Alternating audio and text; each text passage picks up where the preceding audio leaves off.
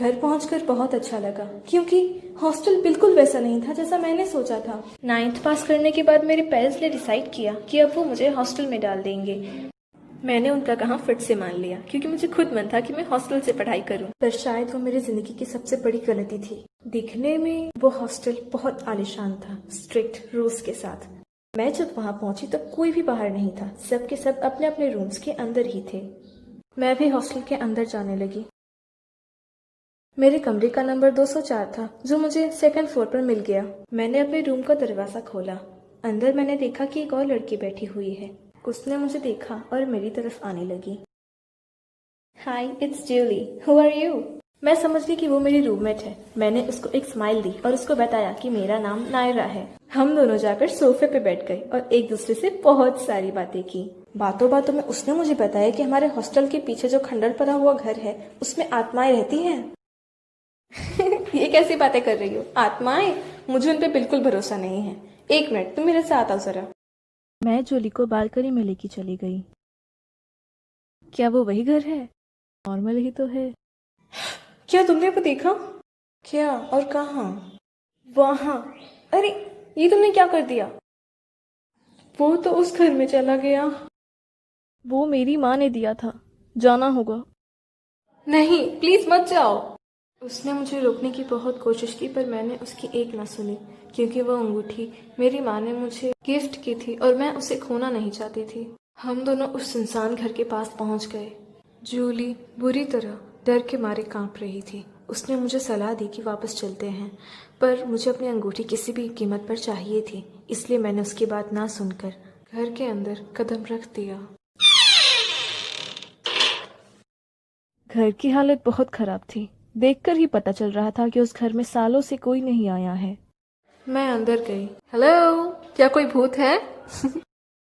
मुझे यकीन था कि मेरी अंगूठी ऊपर वाले फ्लोर पर ही होगी क्योंकि वो छत से अंदर गिरी थी। मैंने ऊपर की ओर अपने कदम बढ़ाए और उस कमरे में गई जहां पर मेरी अंगूठी गिरी थी।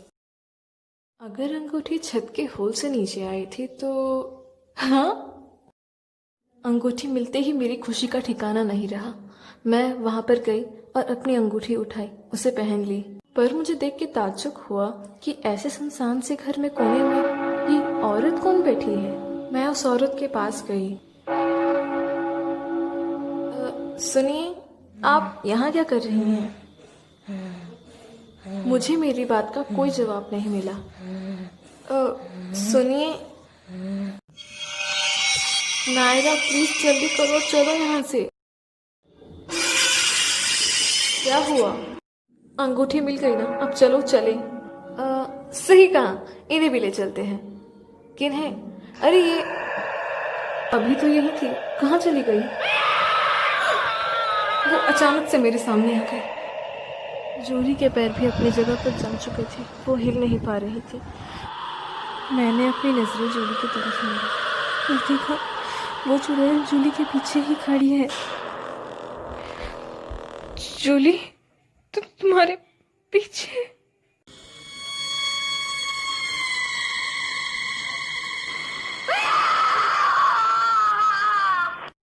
जूली डर के मारे बेहोश हो गई और वो आत्मा मेरी तरफ आ रही थी। सब कुछ तो छीन लिया, अब क्या छीन रहे हो?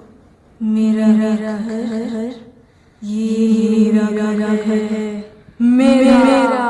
चलो!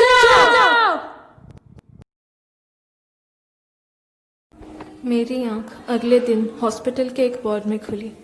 मुझे बताया गया कि मुझे उस सुनसान घर में अकेले पाया गया था। तब मेरा शक और गहरा हो गया कि जूली ने वो अंगूठी गलती से नहीं, जानबूझकर गिराई थी। मुझे तो मेरी माँ की दी हुई अंगूठी ने बचा ली, जिस पर ओम की आकृति बनी हुई थी। पर मैं अब भी सोचती हूँ कि ये जूली आखिर है कौन? क्या उसे वो आत्माएं ले गई या फिर वो खुद उन आत्माओं के साथ मिली हुई थी? हेलो फ्रेंड्स, इस चैनल पे ये मेरा पहला वीडियो था। अगर आप लोगों को वीडियो अच्छा लगा तो प्लीज़ लाइक, शेयर, कमेंट और सबसे इम्पोर्टेंट सब्सक्राइब ज़रूर कीजिए। Thanks for watching.